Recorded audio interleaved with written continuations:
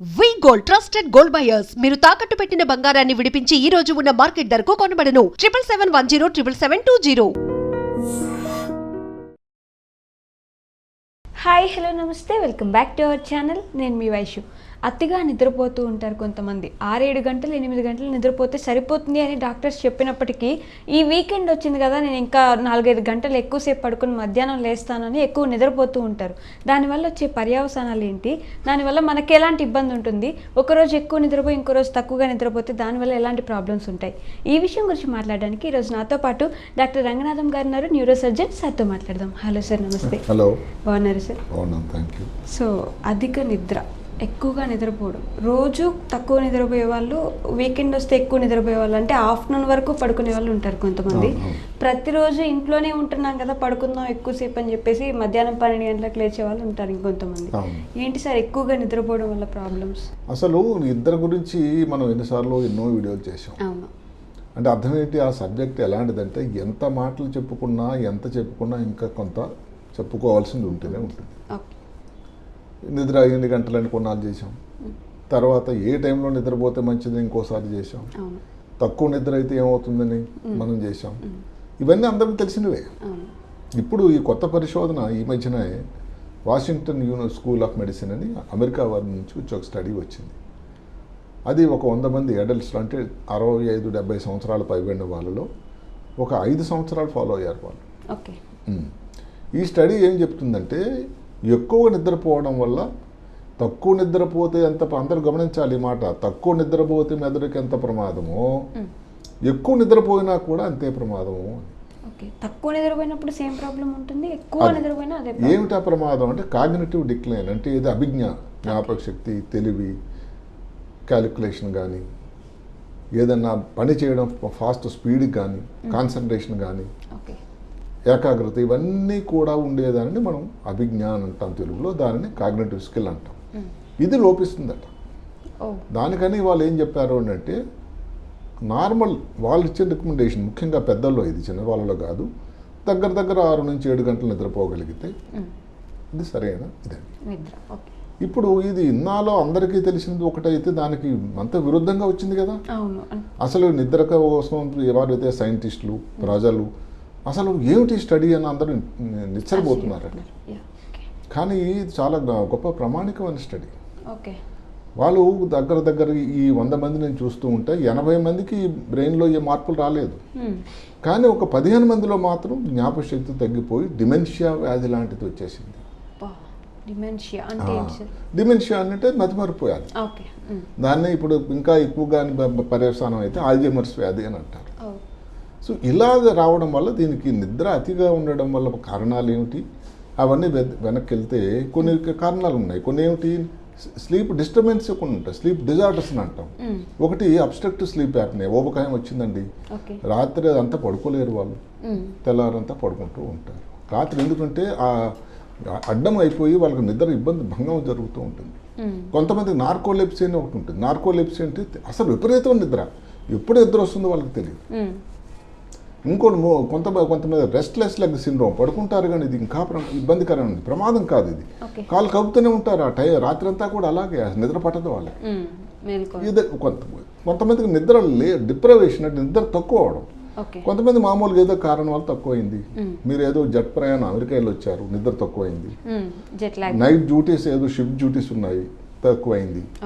అది కాకుండా ఇంకొక మాట ఉంది, స్లీప్ హైజీన్ అని. అంటే మీరు పడుకున్న ప్రదేశంలో ఏదో ఇండస్ట్రీ ఉందనుకోండి, ఆ సౌండ్ వచ్చింది, నిద్ర పట్టదు. లైట్ చాలా దేదీప్యమా లైట్ ఉంది, నిద్ర పట్టదు. చూసారా? అలాగే లైఫ్ స్టైల్ చేంజెస్, ఇప్పుడు ఎక్కువ కాఫీ టీ అలవాటు ఉంది, మద్యం సేవిస్తున్నారు, ఆల్కహాల్, స్ట్రెస్ ఎంత ఉంది, ఇలాంటి వాళ్ళలో కూడా ఒబిసిటీ ఉంది, వీళ్ళలో కూడా అంత నిద్ర పట్టదు. ఇప్పుడు మెడికల్ కండిషన్ కానీ వచ్చుకున్నట్టయితే న్యూరో సర్జికల్గా బ్రెయిన్లో ట్యూమర్స్, కొన్ని బ్రెయిన్లో హైపోథాలమస్ అనే భాగం ఉంటుంది, ఆ భాగంలో కానీ ఏదన్నా ట్యూమర్లు వస్తాయి, క్రేనోఫెరింజోమా అని, గ్లయోమా అని ఇలాంటివి వస్తాయి, దానివల్ల కూడా అతి నిద్ర పడుతూ ఉంటుంది. అదే కాకుండా బ్రెయిన్లో కానీ దెబ్బ తగలడం, కొంతమందికి ఆ చోట్ల దెబ్బ తగిలినప్పుడు ఈ చోటు అని తెలియదు కదండి, అలాంటి చోట్ల దెబ్బ తగిలితే దానివల్ల కూడా చాలా నిద్రపోతున్నారు, రికవరీ టైంలో నిద్రపోతారు. మనం ఇందాక అనుకున్నటువంటి ఆల్జీమర్స్ వ్యాధి కానీ, పార్కిన్సన్ వ్యాధి కానీ, వాళ్ళలో కూడా కొంతమంది పర్టికులర్గా పార్కిన్సన్ వ్యాధిలో ఎక్కువ నిద్ర అవ్వడం అనేది ఒక లక్షణం, ముందు లక్షణం అంటారు. ఓకే, ఎక్కువ నిద్రపోవడం. ఇప్పుడు కొన్ని మెడికల్ కండిషన్ తీసుకోండి, ఎవరికైనా థైరాయిడ్ ఫంక్షన్ తక్కువ ఉంది, హైపోథైరాయిడ్, డయాబెటీస్ మెలైటిస్ ఉంది, హార్ట్ ఫెయిల్యూర్ వచ్చింది, లేకపోతే ఆస్తమా ఉంది, వీళ్ళందరూ దాంతో అసలు నిద్ర రాత్రి అంతా పట్టదు కదండి, పడుకోలేరు. ఇప్పుడు హార్ట్ ఫెయిల్యూర్ వచ్చిన వాళ్ళు స్ట్రైట్గా పడుకోమంటే పడుకోలేరు, వాళ్ళు కూర్చుంటారు. ఇబ్బంది, ఇలాంటి ఇబ్బంది. అదే కాకుండా కొన్ని రకాల మందులు వాడాల్సింది, అంటే మాదక ద్రవ్యాలు కాదు, ఇప్పుడు ఎలర్జీ ఉంది దానికోసం వాడే మందులు కానీ, లేకపోతే యాంటీహిస్టమినిక్స్ అంటాం అదేను, కొన్ని ఇంకా మందులు ఉన్నాయి, ఈ నిద్ర కోసం వాడే మందులు కానీ, ఇలాంటి మందుల వల్ల కూడా ఇది డల్గా అయిపోతే నిద్ర ఎక్కువ అనిపిస్తూ ఉంటుంది. ఓకే, మరి ఎక్కువ నిద్రపోతే ఎలాంటి ప్రాబ్లమ్స్ ఉంటాయి? ఎక్కువ నిద్రపోతే ప్రాబ్లమ్స్ ఏంటంటే మెదడులో ఏదైతే నిద్రపోవడం అన్నది నిద్ర కోసం, అసలు ఫస్ట్ నిద్ర రీజనబుల్గా పోతే ఏంటి చెప్పుకుంటే దానికి విరుద్ధం జరుగుతూ ఉంటుంది. ఓకే, నిద్రగానం మనం అనుకున్నటువంటి 6 నుంచి 7 గంటలు నిద్రపోతే దానిలో జరుగుతున్నది ఏంటి, మెదడులో జ్ఞాపక శక్తి కన్సాలిడేషన్ అంటాం. అంటే ఏమిటి, జ్ఞాపక శక్తి ఇంకా పెరుగుతూ ఉంటుంది. ఓకే, బ్రెయిన్లో కొన్ని మలిన పదార్థాలు ఉంటాయి, రోజంతా పనిచేస్తుంది కదండి మెషిన్, అందులో ఉండే మలిన పదార్థాలను వెలికి తీసే ప్రక్రియ ఆ సమయంలో జరుగుతుంది. సరైన నిద్ర పట్టినప్పుడు దానిని గ్లింఫాటిక్ సిస్టమ్ అంటారు. అంటే ఇప్పుడు అందరూ చెప్పుకున్నది ఏమిటంటే ఈ వ్యాధులు రావడానికి, మర్చిపోవడానికి, దీనిలో రావడానికి ఏమిటంటే బీటా ఎమలాయిడ్ అనే ఒక రకమైన వేస్ట్ ప్రోటీన్ బ్రెయిన్లో ఉండిపోతుందని, అది బయటకు తీసే ప్రక్రియ ఏ కారణం వల్ల కానీ లేకపోతే దానివల్ల వచ్చేదాన్ని ఆల్జీమర్స్ వ్యాధి అంటారు. అలాంటి ఈ ఏరివేత కార్యక్రమం అంతా రాత్రి జరుగుతుంది. మెదడులో ఉండేటువంటి న్యూరో ట్రాన్స్మిటర్స్ ఉంటాయి, ఏదైతే ద్రావకాలు, రసాయనాలు తయారవుతాయి, అంటే అంతా సవ్యంగా జరగడానికి, సంతోషంగా ఉండడానికి, విచారంగా ఉండడానికి, ఏదైనా ఇబ్బంది వచ్చినప్పుడు రియాక్ట్ అవ్వడానికి, ఇవి దాన్ని రెగ్యులేట్ చేస్తూ ఉంటుంది. ఇంకొకటి ఏమిటంటే ఏదైనా కొన్ని జ్ఞాపక శక్తి లాంటిది ఇంకా స్ట్రెంగ్తనింగ్ కావాలన్నా, ఒక ఫోకస్ మీద దృష్టి రావాలన్నా, ఏదైనా ఇబ్బంది ఫేస్ అని దానికి ఎమోషనల్ క్రైసిస్ ఎలా దాన్ని ఎదుర్కోవాలి, ఇలాంటివన్నిటికీ కూడా నిద్ర అనేది చాలా చాలా ముఖ్యం. నిద్ర ఏమిటి చెప్తారంటే రెగ్యులారిటీగా ఉండి జనరల్గా 6 నుంచి 7 గంటలుగా నిద్రపోయి ఒక వారం 2 వారాలు కంటిన్యూస్గా నిద్రపోగలిగితే ఆ వ్యక్తికి 25% జ్ఞాపక శక్తి, ఇందాక చెప్పుకున్న అభిజ్ఞ పెరుగుతుందట. ఇది అందరూ గమనించాలి. వారం 2 వారాలు కంటిన్యూ ఉన్నా కూడా సరిపోతుంది. ఒక్కరోజు నిద్ర తక్కువైనా కూడా ఈ ఏదైతే మలిన పదార్థాలు మనం చెప్పుకుంటున్నామో, ఇందాక చెప్పిన బీటా ఎమలాయిడ్ లాంటి ప్రోటీన్ బ్రెయిన్ లోపల పేరుకుపోతుంది. అంటే టెంపరీగా ఉంటుంది, కానీ అంత ఒక్క రోజులోనే అంత ప్రమాదం జరుగుతుంది. అలాంటిది మరి ఇప్పుడు నిద్ర కానీ ఎక్కువ నిద్రపోతే ఏమవుతుంది, నిద్ర ఎక్కువ పోతే బ్రెయిన్ ఫాగ్ అని ఒకటి వస్తుంది. అంటే బ్రెయిన్ ఫాగ్ అంటే ఏమిటి, మనం కోవిడ్ టైంలో ఈ మాట చాలా విరివిగా వాడుకున్నాం. ఏదో చికాకు ఉంటుంది, కంట ముందు ఏదో బోగురు ఉంటుంది, జ్ఞాపకశక్తి ఉండదు, ఏ పని మీద దృష్టి ఉండదు, ఇంట్రెస్ట్ ఉండదు. రెండవది జ్ఞాపక శక్తి తగ్గుతూ ఉంటుంది. ఇందాక చెప్పినటువంటి జ్ఞాపక శక్తి అన్నది నిద్ర సరిగ్గా పోతే పెరిగేటువంటి కాగ్నిటివ్ స్కిల్స్ ఏదైతే మనం చెప్పుకున్నామో అవి తగ్గిపోతాయట. ఆల్జీమర్స్ వ్యాధి లాంటిది కూడా దాడి తీయవచ్చు.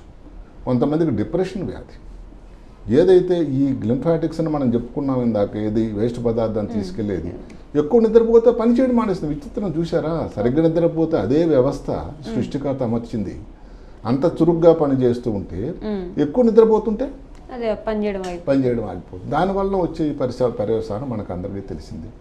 అదే కాకుండా కాన్సన్ట్రేషన్ లాంటి దాని ఏం తగ్గుతుంటుంది, ఏదన్నా స్కిల్ అలాంటి ఏదైనా వస్తువు అనాలిసిస్ చేయాలన్నా క్యాలిక్యులేషన్ కానీ ఇది లోపిస్తూ ఉంటుంది.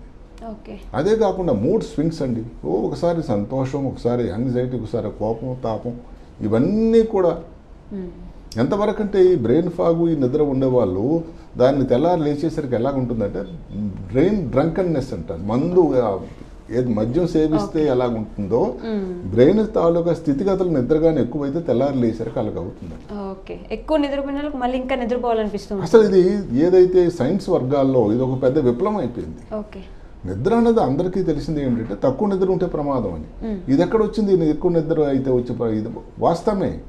అందుకే ఈ శాస్త్రవేత్త ఎవరు గ్రెగ్ ఎల్డర్ గారు అని ఆయన చేసిన పరిశోధన వాషింగ్టన్ యూనివర్సిటీ నుంచి, ఆయన ఏం చెప్పాడంటే ఇలాగ ఎక్కువసేపుగా నిద్రపోతే ఇంకేదైనా లోపల ఉండే కారణాలు వెతకాల్సి ఉంది అని. పరీక్షా విధానాలు ఏంటి, ఎవరికన్నా ఎక్కువ నిద్రపోతున్నారని తీసుకెళ్లారు అనుకోండి, డాక్టర్ గారు ఏం చేస్తారు, కొన్ని ఏమిటి నిద్ర కోసం ఏమిటి దాన్ని ఇది తీసుకోవాలి, హిస్టరీ, ఎన్ని గంటల సేపు నిద్రపోతున్నారు, తీసుకునే భోజనం ఏంటి, చేస్తున్న పని ఏంటి, అసలు అతని రొటీన్ ఏంటి, రోజు ఆ టైం నిద్రపోగలుగుతున్నాడా లేదా, మద్యం సేవిస్తాడా, హిస్టరీలన్నీ కూడా. ఓకే. తర్వాత అవసరమైతే ఈ మధ్యకాలంలో స్లీప్ సైకిల్ కోసం కొన్ని పరీక్షలు, స్లీప్ సైంటిస్టులు వచ్చారు, ఓకే. స్లీప్ స్టడీ వచ్చింది.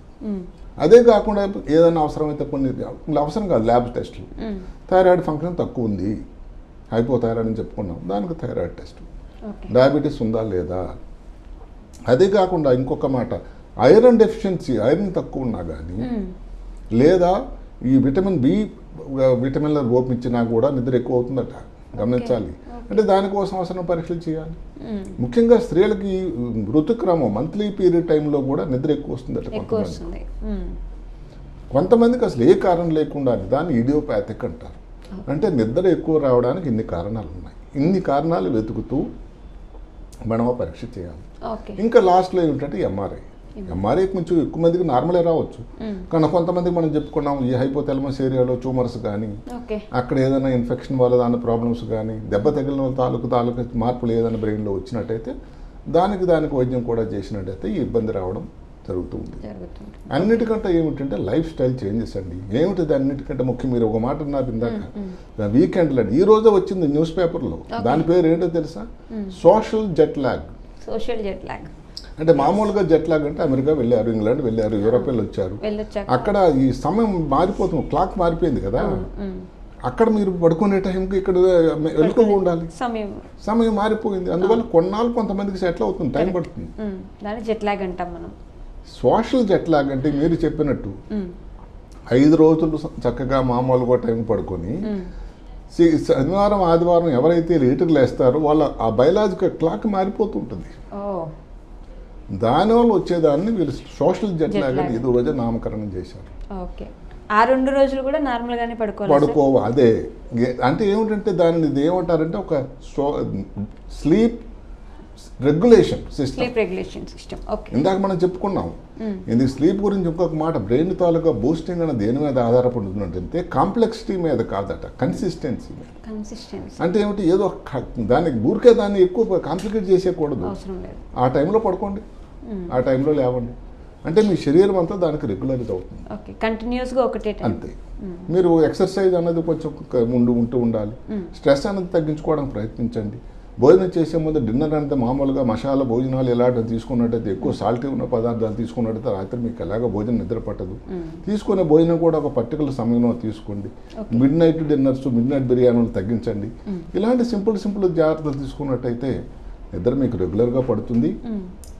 అల్టిమేట్గా ఏమిటంటే ఈ జాగ్రత్తలు, ఈ చిన్నవన్నీ కూడా చిన్న విషయాల నుంచే మొదలెట్టాలి. ఏదో కాదండి, దానికి ఎక్కడో హిమాలయ పర్వతాలకు వెళ్ళాల్సింది ఏం లేదు.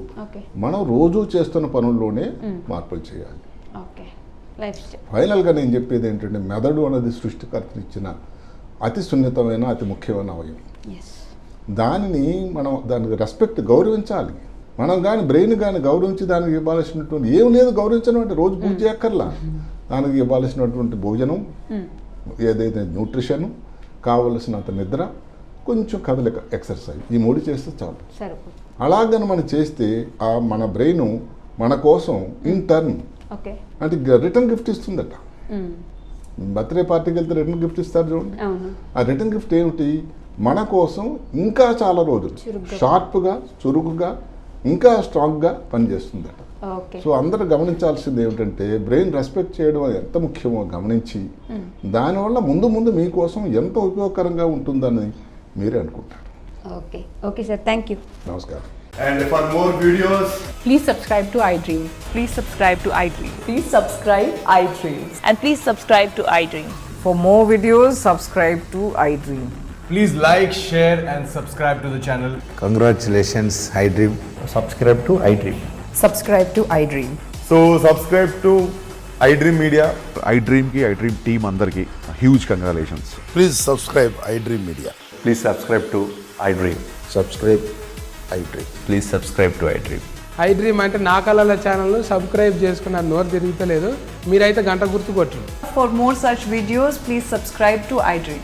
Subscribe to iDream. Please subscribe to iDream. Please subscribe iDream Media. Please do subscribe to iDream. Please subscribe to iDream Media. For best entertainment and information, please subscribe iDream. And don't forget to subscribe to iDream.